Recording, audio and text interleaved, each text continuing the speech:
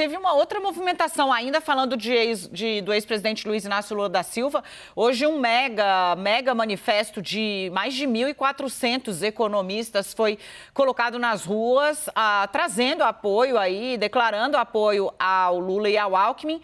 Tem lá, né, por exemplo, a derrubada do teto de gastos e a troca por um mecanismo fiscal que atenda melhor às necessidades do Brasil, no entendimento desses economistas. Mas não é só um texto que trata só do cenário econômico, né, Yuri? Tem uma série de questões ali sociais, até mesmo de acenos institucionais. Eu queria te ouvir, porque você falou com quem organizou e traz mais dados para a gente. Eu conversei com o professor daqui da PUC de São Paulo, Antônio Corrêa de Lacerda, que também é presidente do Conselho Federal de Economia e é um dos principais signatários e articuladores desse documento que foi divulgado hoje. Inclusive, esse documento tem como seu título ali a defesa da democracia, o que eles chamam de contra a barbárie.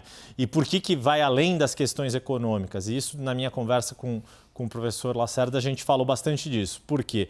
Existe toda uma cobrança em relação a quais políticas econômicas Lula adotaria ou deixaria de adotar caso vença as eleições, e esse documento vai além dessa discussão de macroeconomia ou mesmo de microeconomia, justamente falando de papel do Estado, de questões institucionais ali, do funcionamento do Estado democrático de direito.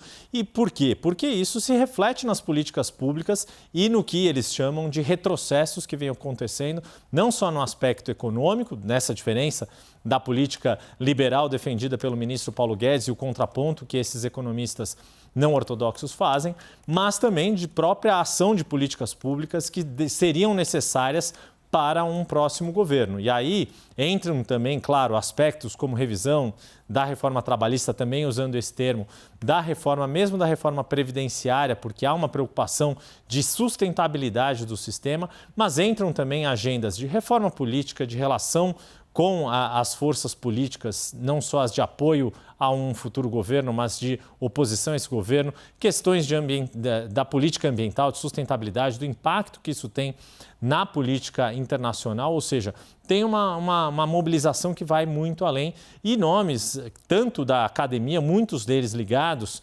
a escolas de economia que têm mais conexão com o campo progressista, como o PUC São Paulo, que eu falei, Unicamp, a Federal do Rio de Janeiro, mas também alguns nomes que atuaram em organismos internacionais, como Otaviano Canuto, e também o ex-ministro Luiz Carlos Bresser Pereira, além do economista Luiz Gonzaga Beluso.